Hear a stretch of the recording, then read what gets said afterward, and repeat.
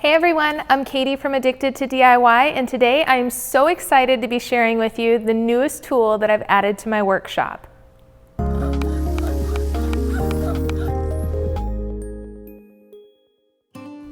I recently purchased a SawStop 3 horsepower professional cabinet saw, and I'm teaming up with my friends over at SawStop to share it with you all.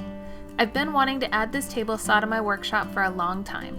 Not only for the incredible quality of the saw, but also for the added safety measures it provides. For this saw, I chose to go with the 52-inch fence system, industrial mobile base, and sliding crosscut table. I'm going to walk you through the unboxing process and also go over some of the features of the saw with you today.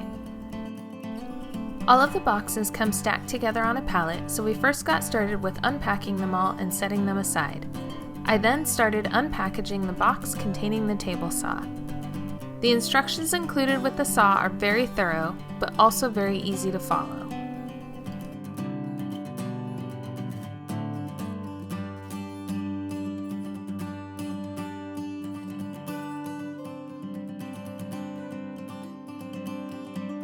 Once we stood the saw up, we installed the industrial mobile base. Unfortunately, I forgot to record that step, but you'll want to have at least 2 extra sets of hands to lift the saw onto the base. Once the base was installed, we took the cover off the cast iron and wiped the grease off with towels.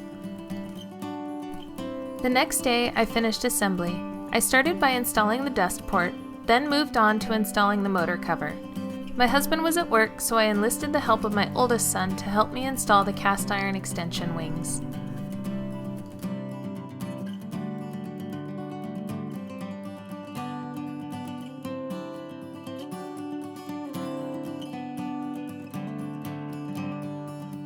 With the extension wings in place, I moved on to the fence system, installing the rails on both the front and the back.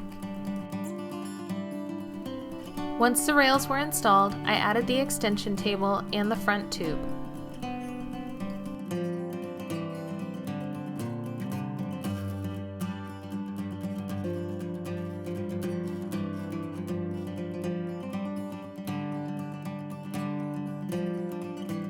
I chose to also include the optional sliding crosscut table to the saw when I purchased it. On those days I'm working alone, the table will enable me to make crosscuts that I would normally have to wait for my husband to be home to assist me with. The crosscut table can be installed 2 different ways, altering the crosscut capacity. I chose to go with the maximum, which allows for up to a 48-inch crosscut. The fence is adjustable to allow for mitered crosscuts and glides incredibly well over the table. The 52-inch fence on the saw will allow for larger capacity cuts, and the industrial mobile base means that I can move it around my workshop with ease. I kind of have commitment issues when it comes to my shop layout, so I like things mobile. I have plans to build a mobile outfeed and assembly table to accompany my saw, so be sure to stay tuned for that. In the meantime, I am really enjoying my new table saw, and I can't wait to get started building projects with it. Make sure that you subscribe to my YouTube channel for more projects and tutorials.